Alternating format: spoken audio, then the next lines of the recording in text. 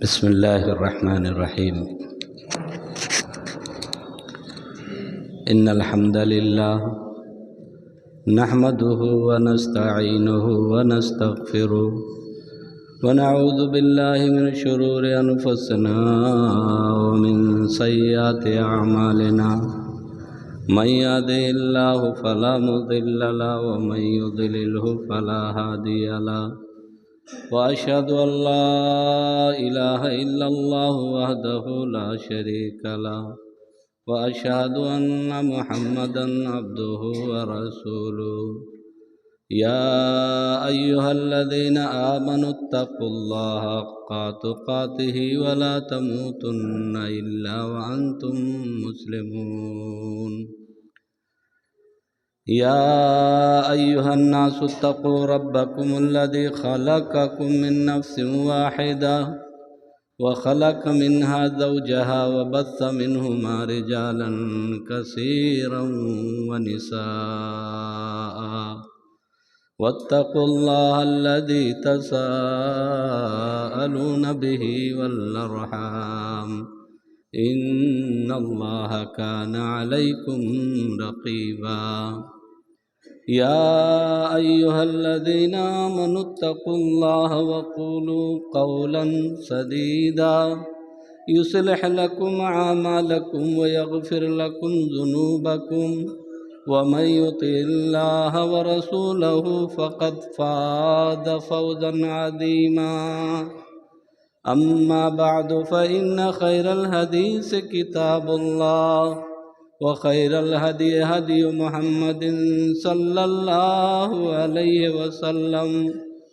وشر الأمور محدثاتها وكل محدثة بدعة وكل بدعة ضلالة وكل ضلالة في النار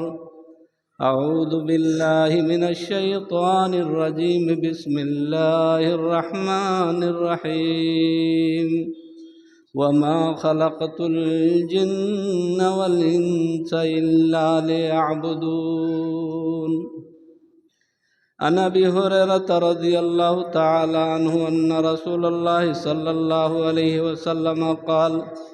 الملائكة تصلي على أحدكم ما دام في مصلاه والذي صلى فيه ما لم يحدث تقول اللهم اغفر له اللهم ارحمه رواه البخاري سبحانك لا علم لنا إلا ما علمتنا إنك أنت العليم الحكيم رب اشرح لي صدري ويسر لي أمري واحلل عقدة من لساني يفقهوا قولي رب زدني علما اللهم زدنی علما۔ حاضرین جمعہ، بزرگوں اور نوجوان ساتھیوں اور عزیز بچوں اور بچیوں، تمام قسم کی تعریف اللہ رب العزت کے لیے ہے، کیونکہ وہی پوری کائنات کا خالق، مالک، رازق، مربی اور پالنہار ہے۔ اس کے بعد درود و سلام نازل ہو تمام انبیاء کرام علیہ السلام پر، خصوصاً آخری نبی جناب محمد رسول اللہ صلی اللہ علیہ وسلم پر، جن کے ذریعے ہمیں اسلام جیسی دولت ملی۔ حضرات گرامی، ابھی میں نے آپ کے سامنے خطبہ مسنونہ کے بعد سورہ ذاریات کی ایک چھوٹی سی آیت کریمہ کی تلاوت کی ہے، اور بخاری کے حوالے سے نبی پاک صلی اللہ علیہ وسلم کا ایک فرمان بھی پڑھا گیا ہے۔ اسی آیت اور حدیث کے حوالے سے آج کے اس خطبہ جمعہ میں انشاءاللہ کچھ باتیں آپ تک پہنچانے کا ارادہ رکھتا ہوں۔ اللہ رب العزت سے دعا ہے کہ مجھے کتاب و سنت کی روشنی میں کہنے اور ہم سب کو اس کے مطابق عمل کی توفیق دے۔ حضرات، جیسا کہ ہم جانتے ہیں کہ اللہ رب العالمین نے ہمیں بے شمار نعمتیں دے رکھی ہیں، بلکہ اگر دنیا کی نعمتوں کو انسان اگر شمار کرنا چاہے تو شمار بھی نہیں کر سکتا، اور اس بات کی وضاحت اللہ رب العالمین نے قرآن مجید کے اندر خود ہی کر دیا ہے۔ سورہ ابراہیم اور سورہ نحل کے اندر وہ آیت کریمہ موجود ہیں، وَآتَاكُم مِّن كُلِّ مَا سَأَلْتُمُوهُ وَإِن تَعُدُّوا نِعْمَتَ اللَّهِ لَا تُحْصُوهَا إِنَّ الْإِنسَانَ لَظَلُومٌ كَفَّارٌ۔ اور دوسری جگہ اللہ فرماتا ہے وَإِن تَعُدُّوا نِعْمَتَ اللَّهِ لَا تُحْصُوهَا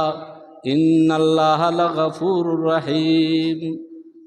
کہ اگر تم سب کے سب اللہ کی نعمتوں کو گننا چاہو تو گن نہیں سکتے۔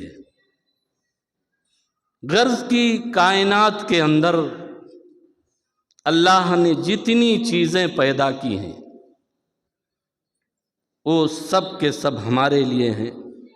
ہم ہی اس سے مستفید ہوتے ہیں، ہم ہی اس سے فائدہ اٹھاتے ہیں۔ کائنات کے اندر یہ ٹھاٹھے مارتے ہوئے سمندر، یہ بہتے ہوئے دریا، یہ رخ بدلتی ہوئی ہوائیں، یہ گردش کرتے سورج چاند ستارے، زمین سے نکلتی ہوئی طرح طرح کے پیداوار، بلکہ زمین پر پھیلائے گئے قسم قسم کے جانور، قیمتی معدنیات سے بھرے ہوئے پہاڑ، یہ سب کچھ انسان کے لیے ہے، لیکن انسان رب کائنات کی عبادت کے لیے ہے۔ ارشاد باری تعالیٰ ہے وَمَا خَلَقْتُ الْجِنَّ وَالْإِنسَ إِلَّا لِيَعْبُدُونِ، کہ میں نے جنوں اور انسوں کو صرف اور صرف اپنی عبادت کے لیے پیدا کیا ہے۔ حقیقت تو یہ ہے کہ اگر ہم ساری زندگی عبادت کرتے رہیں، فرائض سے لے کر نوافل تک کا اہتمام کریں، پھر بھی ہم اللہ رب العالمین کی دی ہوئی نعمتوں میں سے ایک نعمت کا بھی حق ادا نہیں کر سکتے۔ لیکن اللہ رحم الراحمین کی رحمت دیکھیے کہ اس کے باوجود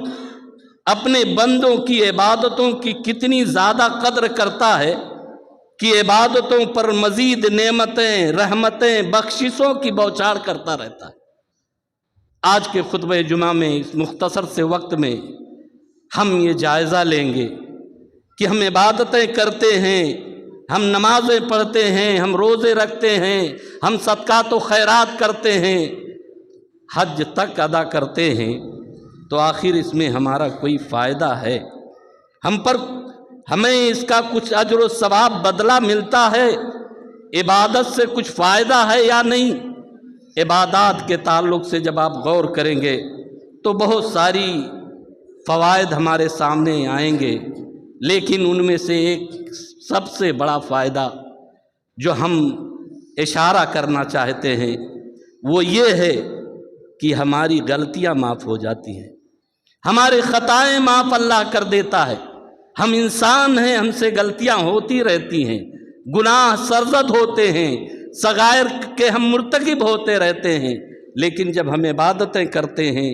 عبادتوں میں خاص طور سے اہم عبادت جب نماز کی پابندی کرتے ہیں تو اللہ رب العالمین ہمارے خطاؤں کو معاف کر دیتا ہے۔ سورہ ہود کے اندر اللہ رب العالمین نے اشارہ کیا ہے وَأَقِمِ الصَّلَاةَ طَرَفَيِ النَّهَارِ وَزُلْفًا مِّنَ اللَّيْلِ إِنَّ الْحَسَنَاتِ يُذْهِبْنَ السَّيِّئَاتِ ذَلِكَ ذِكْرَىٰ لِلذَّاكِرِينَ، تم دن کے دونوں سروں میں نماز قائم کرو، رات کی ساعتوں میں بھی کرو۔ فائدہ کیا ملے گا؟ 5 وقت کی نمازیں جب پڑھو گے، تہجد پڑھو گے، قیام اللیل کا اہتمام کرو گے تو فائدہ کیا ملے گا؟ اللہ خود ہی فرماتا ہے ان الحسنات یذہبن السیئات، یہ نیکیاں برائیوں کو مٹا دیں گی۔ پتہ یہ چلا کہ نیکی کرنے سے، عبادت کرنے سے گناہ معاف ہو جاتے ہیں۔ یہی نہیں بلکہ حدیث کے اندر بھی واضح طور پر مسلم شریف کی روایت موجود ہے، حضرت ابو ہریرہ رضی اللہ تعالیٰ عنہ راوی حدیث ہیں، جب آدمی 5 وقت کی نمازیں پڑھتا ہے، جمعہ کا اہتمام کرتا ہے، رمضان کے روزے رکھتا ہے، تو ان کے درمیان ہونے والے گناہوں کو اللہ معاف کر دیتا ہے۔ الصلوات الخمس والجمعۃ الی الجمعہ ورمضان الی رمضان مکفرات لما بینہن اذا اجتنبت الکبائر۔ اللہ کے نبی صلی اللہ علیہ وسلم اس حدیث کے اندر ایک شرط رکھتے ہیں، جب تک بندہ کبائر کا ارتکاب نہیں کرتا ہے، اپنے آپ کو کبیرہ گناہوں سے دور رکھتے ہوئے جب عبادت کرتا ہے تو اس کا بدلہ یہ ملتا ہے کہ اللہ رب العالمین اس کے گناہوں کو مٹا دیتا ہے۔ یہی نہیں بلکہ متفق علیہ روایت موجود ہے، حضرت ابو ہریرہ رضی اللہ تعالیٰ عنہ راوی حدیث ہیں، نبی پاک صلی اللہ علیہ وسلم ایک مثال دے کر فرماتے ہیں کہ بتاؤ اگر تم میں سے کسی کے دروازے پر ایک نہر بہتی ہو اور اگر اس میں کوئی دن میں 5 مرتبہ روزانہ غسل کرتا ہو تو حل یبقى من درنہ شیء، بتاؤ کیا اس کے جسم پر کچھ میل کچیل رہ جائے گی؟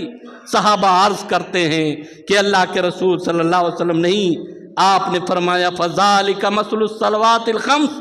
یمحو اللہ بہن الخطایا، یہ مثال 5 نمازوں کی ہے کہ جب آدمی 5 نمازوں کا اہتمام کرتا ہے تو اللہ رب العالمین ان کے درمیان ہونے والے صغیرہ گناہوں کو معاف کر دیتا ہے۔ یہی نہیں بلکہ جب ہم اور آپ عبادت کرتے ہیں، توبہ و استغفار بھی کرتے رہتے ہیں، تو اللہ کی رحمت دیکھیے، اتنا رحیم و کریم ہے کہ ہماری گناہوں کو، غلطیوں کو معاف صرف نہیں کرتا بلکہ ہماری غلطیوں کو، ہمارے گناہوں کو اجر و ثواب کی حیثیت دے دیتا ہے، نیکیوں سے بدل دیتا ہے۔ سورہ فرقان کے اندر اللہ رب العالمین نے فرمایا الا من تاب وآمن وعمل عملا صالحا فاولئک یبدل اللہ سیئاتہم حسنات وکان اللہ غفورا رحیما۔ جب بندہ توبہ کرتا ہے، صحیح معنوں میں مومن ہو جاتا ہے،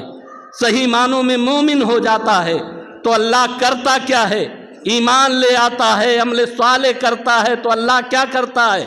اللہ کہتا ہے اولئک، یہی وہ لوگ ہیں جن کے گناہوں کو ہم نیکیوں سے بدل دیتے ہیں، جن کی غلطیوں کو ہم اجر و ثواب میں تبدیل کر دیتے ہیں۔ مفسرین نے اس کا 2 معنی بیان کیا ہے۔ ایک معنی تو یہ بیان کیا ہے بدلنے کا کہ اللہ رب العالمین اس کی حالت تبدیل کر دیتا ہے۔ اسلام لانے سے پہلے وہ برائیاں کرتا تھا، اب نیکیاں کرتا ہے۔ اس سے پہلے وہ شرک کرتا تھا، اب صرف الہ واحد کی عبادت کرتا ہے۔ پہلے وہ کافروں کی طرف سے مسلمانوں سے لڑتا تھا، اب مسلمانوں کی طرف سے کافروں سے لڑتا ہے۔ اللہ اس کے حالت کو تبدیل کر دیتا ہے اور یہ چیزیں اس کے لیے باعث اجر بن جاتی ہیں۔ اور مفسرین نے دوسرا معنی اس کا یہ بیان کیا ہے کہ صحیح معنوں میں اللہ برائیوں کو نیکیوں میں تبدیل کر دیتا ہے۔ حوالے سے بتانا چاہتا ہوں، مسلم شریف کے اندر وہ روایت موجود ہے، اللہ کے نبی جناب محمد رسول اللہ صلی اللہ علیہ وسلم بیان کرتے ہیں کہ میں اس شخص کو جانتا ہوں جو سب سے آخر میں جنت میں جانے والا اور سب سے آخر میں جہنم سے نکلنے والا ہوگا۔ وہ شخص ہوگا کہ قیامت کے دن اللہ رب العالمین اس کے سامنے چھوٹے چھوٹے اس کے گناہ کو پیش کرے گا، بڑے بڑے گناہوں کو ایک طرف رکھ دیے جائیں گے اور اس سے کہا جائے گا کہ تم نے فلاں فلاں دن فلاں فلاں کام کیا تھا۔ وہ اس بات میں جواب دے گا، اعتراف کرے گا، انکار کی اسے طاقت و جرات نہیں ہوگی، اور وہ سوچ بھی رہا ہوگا کہ ابھی ہمارے تو بڑی بڑی غلطیاں، بڑے بڑے گناہ، بہت سارے اعمال ابھی تو ہمارے سامنے پیش کیے جانے والے ہیں۔ اتنے میں اللہ حکم دے گا کہ جا، تیرے ہر گناہ کے بدلے ایک نیکی، تیرے ہر گناہ کے بدلے ایک نیکی۔ اللہ کی یہ مہربانی دیکھ کر وہ کہے گا کہ اے اللہ، میرے بہت سارے اعمال ایسے ہیں جن کو میں یہاں نہیں دیکھ رہا ہوں۔ اللہ کے نبی جناب محمد رسول اللہ صلی اللہ علیہ وسلم یہ حدیث بیان کر کے ہنس پڑتے ہیں، آپ کے دانت مبارک ظاہر ہو جاتے ہیں۔ تو یہ حدیث بتاتی ہے کہ جب آدمی نیکیاں کرتا ہے، عبادتیں کرتا ہے، نمازیں پڑھتا ہے، تو اس کا صلہ یہ اور بدلہ یہ ملتا ہے کہ اس کی غلطیوں کو اللہ अजर सवाब में तब्दील कर देता है। यही नहीं बल्कि आइए फ़वाइद में से एक फ़ायदा बताऊं कि जब हम और आप नमाज पढ़ते हैं, नमाज के लिए बैठे रहते हैं तो क्या फ़ायदा होता है। हमारे और आपके लिए फ़रिश्ते दुआ करते हैं, फ़रिश्ते दुआ करते हैं। कुरान के अंदर लंबी आयत मौजूद है जिसमें अल्लाह रब्बुल आलमीन ने जिक्र फरमाया है, अल्लज़ीना यहमिलूनल अर्श व मन हौलहु युसब्बिहूना बिहम्दि रब्बिहिम व युमिनूना बिही व यस्तगफिरूना लिल्लज़ीना आमनू रब्बना वसिअता कुल्ला शैइन रहमतन व इल्मा फ़ग़फ़िर लिल्लज़ीना ताबू वत्तबू सबीलक वक़िहिम अज़ाबल जहीम रब्बना वअदखिलहुम जन्नाति अदनिन अल्लती वअदतहुम वमन सलह मिन आबाइहिम व अज़वाजिहिम व ज़ुर्रिय्यातिहिम इन्नका अंतल अज़ीज़ुल हकीम। ये लंबी आयत है जो सूरह मोमिन की है। इस आयत के अंदर मुफस्सिरीन ने लिखा है कि हमारे और आपके लिए दो अजीम खुशखबरियाँ मौजूद हैं। अल्लाह ने इस आयत में दो खुशखबरी हम और आपके लिए रखी है। एक खुशखबरी तो ये है कि गायबाना तौर पर फरिश्ते हमारे लिए दुआ करते हैं, जिसकी फजीलत हदीस के अंदर मौजूद है। खुतबे मसनूना में मैंने वो बुखारी की हदीस पढ़ी। अल्लाह के नबी सल्लल्लाहु अलैहि वसल्लम फरमाते हैं, अल मलाइकतु तुसल्ली अला अहदिकुम मा दामा फी मुसल्ला अल्लज़ी सल्ला फीहि मा लम युहदिस तक़ूल अल्लाहुम्मा अग़फ़िर लहू अल्लाहुम्मा रहमहू। कि जब आदमी फ़र्ज़ नमाज पढ़कर अपनी जगह बैठा रहता है, तौबा व इस्तिग़फ़ार में लगा रहता है, ज़िक्र व अज़कार करता रहता है, जब तक वो अपनी जगह तब्दील नहीं करता, और एक कौल के मुताबिक जब तक वो मस्जिद से बाहर नहीं जाता, इबादत की जगह पे वो बैठा हुआ तौबा व इस्तिग़फ़ार करता है, तो फरिश्ते क्या कहते हैं, अल्लाहुम्मा अग़फ़िर लहू अल्लाहुम्मा रहमहू। ऐ अल्लाह इस बंदे को तू माफ़ फरमा दे, ऐ अल्लाह तू इस पर अपनी रहमत नाजिल फरमा। ये फरिश्ते दुआ करते हैं उन नमाजियों के लिए जो नमाज पढ़कर अपनी जगह पर बैठकर या मस्जिद में बैठकर ज़िक्र व अज़कार में लगे रहते हैं। यही नहीं बल्कि एक दूसरा माना जो ये बयान किया गया है कि मालम युहदिस फी, जब तक कि उसका वज़ू नहीं टूटता, बावज़ू होकर ज़िक्र व अज़कार करता है, या वज़ू बाकी रहता है जब तक वो अपने भाई की बुराई नहीं करता है, गीबत और चुगलखोरी नहीं करता है, अपनी ज़ात से उसको तकलीफ़ नहीं पहुंचाता है, तब तक ये फरिश्ते उसके लिए दुआ करते रहते हैं। और दूसरा फ़ायदा या दूसरी खुशखबरी जो इस आयत के अंदर मौजूद है वो ये है कि अहले ईमान के ख़ानदान जन्नत में इकट्ठे हो जाएंगे। अगर आज चाहते हो कि जिस तरह से हम अपने बच्चों के साथ घर में रहते हैं, आपकी बीवी आपके साथ होती है, आपका बेटा आपके साथ होता है, आपकी बेटी आपके साथ होती है, अगर ये चाहते हो कि जन्नत में भी एक साथ रहने का मौका मिले तो आपको मिल सकता है, लेकिन शर्त है कि जब अमल सालेह करने वाले हों, जब नेकियां करने वाले हों, जब नमाज की पाबंदी करने वाले हों, जब रोज़े रखने वाले हों, जब सदका तो खैरात देने वाले हों। इसलिए कि आयत के अंदर मौजूद है, वल्लज़ीना आमनू वत्तबाअतहुम ज़ुर्रिय्यतुहुम बिईमान अलहक़ना बिहिम ज़ुर्रिय्यतहुम वमा अलतनाहुम मिन अमलिहिम मिन शै। अल्लाह ने फरमाया कि जो लोग मोमिन हैं, जो ईमान वाले हैं, और इनकी पैरवी जब इनकी औलाद ईमान के साथ करती है तो अल्लाह फरमाता है कि हम उनको उनके साथ मिला देंगे, उनकी औलाद को उनके साथ कर देंगे। यहाँ एक इश्काल पैदा हो सकता है, नेकियों में तफावत हो सकता है। बाप की नेकियां बेटे से ज़्यादा हो सकती हैं, बेटे की नेकियां बाप से ज़्यादा हो सकती हैं, शौहर की नेकियां बीवी से ज़्यादा, या बीवी की नेकियां शौहर से ज़्यादा हो सकती हैं। फिर जन्नत में मकाम एक यकसा कैसे मिलेगा। अल्लाह ताला ने कहा वमा अलतनाहुम मिन अमलिहिम मिन शै, कि हम उनके अमलों में कुछ कमी नहीं करेंगे। मुफस्सिरीन लिखते हैं कि अल्लाह ताला जन्नत में उनको इस तरह से यकसा मर्तबा दे देगा कि अदना को भी उठाकर आला के बराबर कर देगा, یہ نہیں کہ اعلیٰ مقام میں کمی کر کے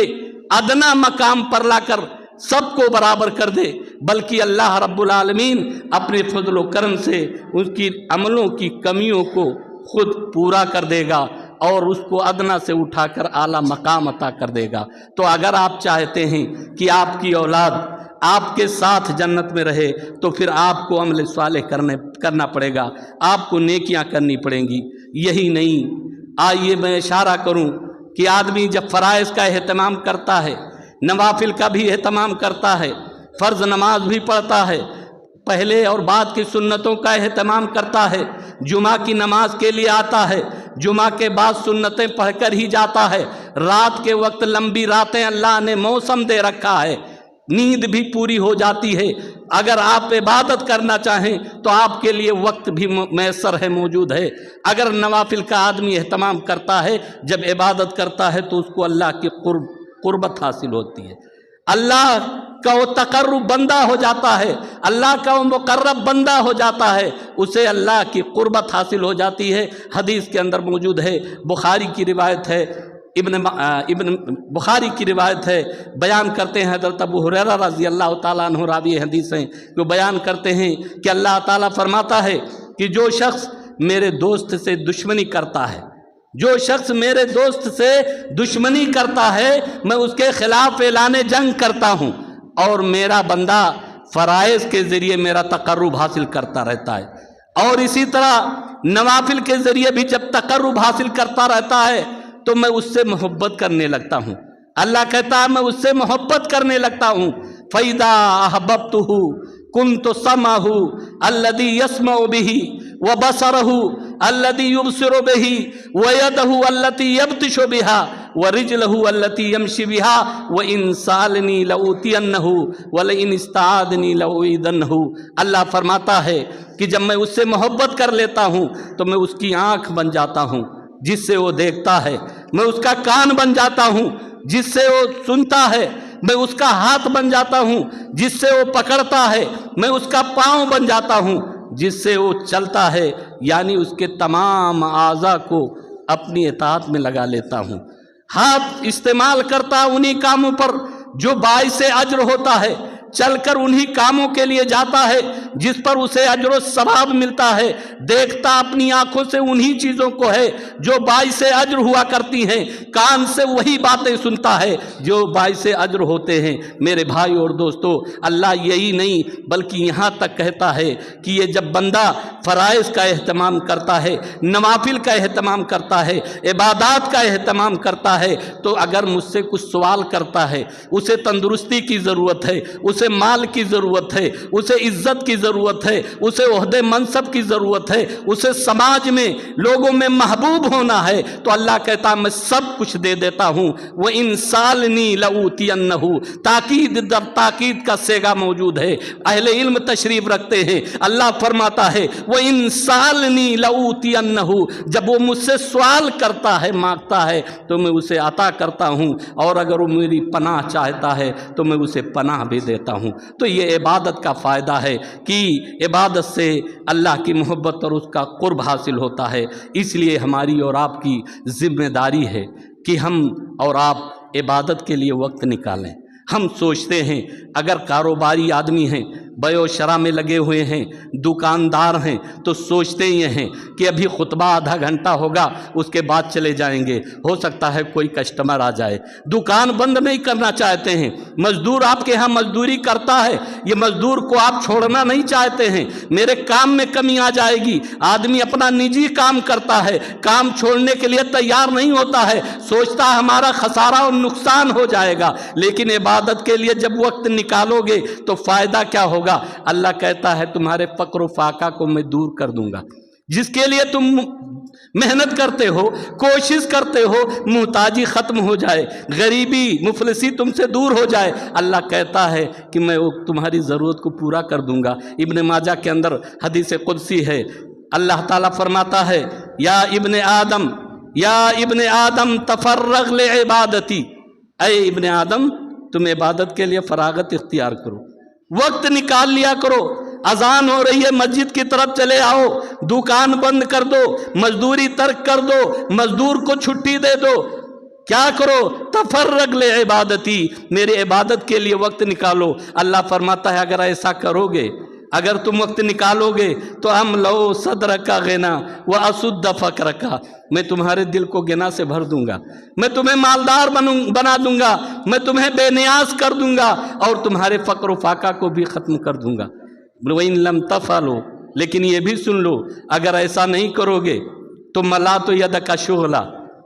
वलम अशुद्द फ़क्र का, मैं तुम्हारे मशागिल को और बढ़ा दूंगा, मैं तुम्हारी मसरूफियात को और ज़्यादा कर दूंगा। तुम सुबह से लेकर शाम तक मेहनत करते रहोगे, पसीने में तर रहोगे, लेकिन वलम अशुद्द फ़क्र का, तुम्हारी ज़रूरतों को मैं पूरा नहीं होने दूंगा। मेहनत के बावजूद तुम्हारी ज़रूरत पूरी नहीं होगी। तो हम और आप जो सोचते हैं कि नमाज के लिए, जुमा के लिए, दिगर इबादतों के लिए अगर हम वक्त निकालेंगे तो हमारा खसारा हो जाएगा, हमारा नुकसान हो जाएगा, हम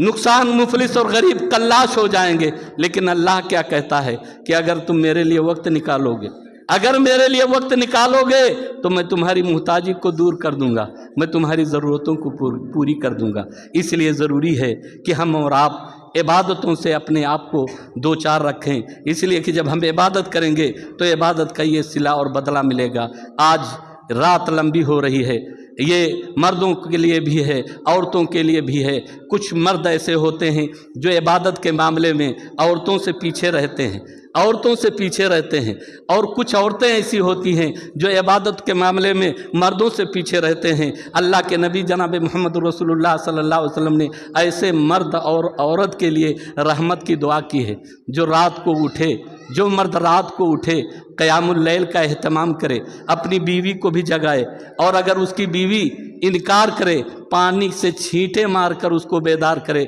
और क़यामुल लैल में लगा दे, तो इस पर अल्लाह के नबी जनाब मोहम्मद रसूलुल्लाह सल्लल्लाहु अलैहि वसल्लम ऐसे मर्द के लिए रहमत की दुआ करते हैं। यही नहीं बल्कि वो औरत जो मर्द से पहले उठ जाती है, इबादत में क़यामुल लैल में वो का एहतमाम करती है, वो अपने शौहर को भी जगाती है। शौहर अगर उठना नहीं चाहता है, सुस्ती और काहली से काम लेता है, वो औरत अगर अपने शौहर के चेहरे पर पानी के छींटे मारकर अगर उसको बेदार कर लेती है, वो भी क़यामुल लैल में मसरूफ़ हो जाता है। तो अल्लाह के नबी जनाब मोहम्मद रसूलुल्लाह सल्लल्लाहु अलैहि वसल्लम के फरमान के मुताबिक अल्लाह के नबी उसके लिए रहमत की दुआ करते हैं। हदीस के अंदर मौजूद है, रहमल्लाहु रजुलन काम मिनल लैल फसल्ला व क़ज़ा इमरातुहु फसल्लत फ़इन अबत नज़हा फ़ी वजहि आलमा, कि आदमी, उस आदमी पर अल्लाह के नबी सल्लल्लाहु अलैहि वसल्लम कहते हैं अल्लाह तू रहम फरमा कि जो रात को क़यामुल लैल करता है, रात के लिए उठता है, क़यामुल लैल का एहतमाम करता है, और क्या करता है, व क़ज़ा इमरातुहु, अपनी बीवी को भी जगाता है, और वो बीवी फ़इन अबत, अगर इनकार करती है, उठना नहीं चाहती है, तो नज़हा फ़ी वजहि आलमा, उसके चेहरे पे वो पानी के छींटे मारता है। और इसी तरह अल्लाह के नबी सल्लल्लाहु अलैहि वसल्लम ने फरमाया, रहमल्लाहु इमरातन कामत मिनल लैल फसल्लत, अल्लाह उस औरत पर रहम फरमाए जो रात को उठती है, क़यामुल लैल का एहतमाम करती है, व अयक़ज़त ज़ौजहा फसल्ला, और अपनी शौहर को भी जगाकर जब उसे क़यामुल लैल में लगा देती है। या अगर फ़इन अबा, अगर वो इनकार करता है, अगर वो सुस्ती और काहली का मुज़ाहरा करता है, तो नज़हत फ़ी वजहि अलमा, तो उसके चेहरे पर पानी के छींटे मारती है। इस हदीस के अंदर एक मसला शुर्राहीन हदीस ने ये लिखा है कि इबादत ये में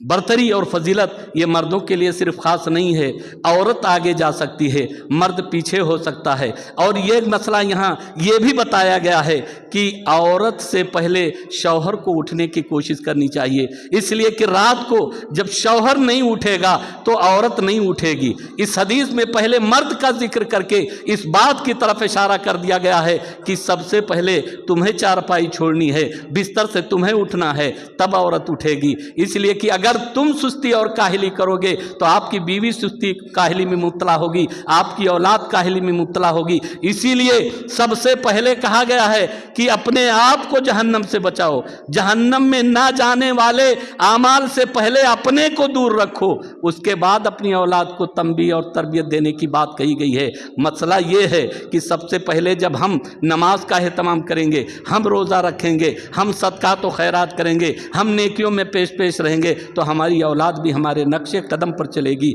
हमारी बीवी उसी रास्ते पर चलेगी, हमारी औलाद उसी रास्ते पर चलेगी, हमारा बेटा और बेटी उसी रास्ते पर चलेगी। इसलिए हम और आप ये कोशिश करें कि अल्लाह की इबादत में एक दूसरे से निकल जाने की कोशिश करें, एक दूसरे से आगे बढ़ने की कोशिश करें। अल्लाह कितना रहीम है, अगर कुछ भी ना दे तो हमारा मकसद तख्लीक यही है, पैदा ही किया है कि तुम नमाज पढ़ो, रोज़ा रखो, लेकिन उसके बावजूद वो हमारी इन इबादतों की कदर करता है, उस पर अजर व सवाब देता है। लेकिन यही एक बात मैं बताना चाहता हूँ कि ये जो फ़वाइद इशारा किए गए हैं कि जब आप इबादत करेंगे तो अल्लाह का कुर्ब हासिल होगा, फरिश्ते आपके लिए दुआ करेंगे, आपके गुनाह माफ़ होंगे, लेकिन शर्त है कब? जब आपकी इबादत, जब आपकी नमाज किताब व सुन्नत के मुताबिक हो, किताब व सुन्नत के मुताबिक हो। इसलिए कि आमाल सालिहा के कबूलियत के लिए एक शर्त, सबसे बड़ी शर्त यही है कि आपका अमल, आपकी नमाज किताब व सुन्नत के मुताबिक हो। नहीं तो कितने लोग ऐसे होंगे, कितने बदनसीब ऐसे होंगे कि आमिलतुन नासिबा, कुरान की आयत बता रही है, आमिलतुन नासिबा, वो काम पर काम करते जाएंगे, इबादत पर इबादत करते जाएंगे, लेकिन नतीजा क्या होगा? तस्ला नारन हामिया, वो भड़कती हुई आग में डाले जाएंगे। क्यों? ये नमाज पढ़ने के बाद जहन्नम में जा रहे हैं, क्यों सदकात व खैरात देने के बाद जहन्नम में जा रहे हैं, हज करने के बाद क्यों उनको जहन्नम में डाला जा रहा है? सिर्फ इसलिए कि उन्होंने इबादत को इबादत के तौर पर अदा नहीं किया, किताब व सुन्नत के मुताबिक उन्होंने इस अमल को अदा नहीं किया, इस वजह से उनको जहन्नम में जाना पड़ रहा है। इसीलिए अल्लाह के नबी जनाब मोहम्मद रसूलुल्लाह सल्लल्लाहु अलैहि वसल्लम ने सबसे पहले सबक पढ़ाया है, बाद में मश्क दिया है, बाद में तमरीन दिया है। कहा है नमाज के ताल्लुक से हम और आप सुनते हैं कि बहुत अजीम इबादत है, और यकीनन है अल्लाह के नबी सल्लल्लाहु अलैहि वसल्लम ने ऐसे ही नहीं कह दिया जाओ नमाज पढ़ लो, कहा सल्लू कमा रायतुमूनी वसल्ली, तुम नमाज ऐसे पढ़ो जैसे तुम मुझे पढ़ते हुए देखते हो। पता ये चला कि नमाज वो नमाज कबूल होगी जो सुन्नत के मुताबिक होगी। हम और आप सुनते हैं कि आदमी हज कर लेता है तो गुनाहों से ऐसे पाक व साफ हो जाता है जैसे अभी उसकी माँ ने उसको जन्म दिया हो। लेकिन शर्त है, अल्लाह के नबी फरमाते हैं खुजू अन्नी मनासिकुम, हज का फार्म भर दिए हो, जाहिल हो, शरई उलूम के ताल्लुक से तुम नावाकफियत रखते हो, मसले मसाइल का इल्म नहीं है, अहले इल्म से पूछ लो वहाँ जाके हमें क्या करना पड़ेगा, कौन से अरकान अदा करने पड़ेंगे, कब करना पड़ेगा, कैसे करना पड़ेगा। खुजू अन्नी मनासिकुम, हज के तरीके सीख लो। पता ये चला कि अगर आपने हज किया है लेकिन उस पर किताब व सुन्नत की मोहर नहीं लगी हुई है तो दुनिया में लेबल आपके नाम के साथ ज़रूर रहेगा हाजी का, लेकिन आखिरत में आपका अंजाम हाजियों के साथ नहीं होगा। तो हम और आप ये कोशिश करें कि इबादत की जहाँ कोशिश हो वहीं ये भी ख्याल रहे कि हमारी इबादत किताब व सुन्नत के मुताबिक होनी चाहिए। अल्लाह रब्बुल इज़्ज़त से दुआ है कि बारे इलाहा हम तमाम लोगों को सारी इबादतें किताब व सुन्नत के मुताबिक करने की तौफीक दे। ऐ बारे इलाहा हमें जो परेशान हाल हैं उनकी परेशानी को तो दूर फरमा। ऐ बारे इलाहा हमें जो बीमार हैं, मरीज़ हैं, उन्हें शिफाए कुल्ली आजिल अता फरमा। ऐ बारे इलाहा जब तक हमें दुनिया में रख, ईमान और इस्लाम पर बाकी रख, और जब खात्मा हो तो खात्मा बिल खैर हो। व आखिरु दावाना अनिल हम्दुलिल्लाहि रब्बिल आलमीन।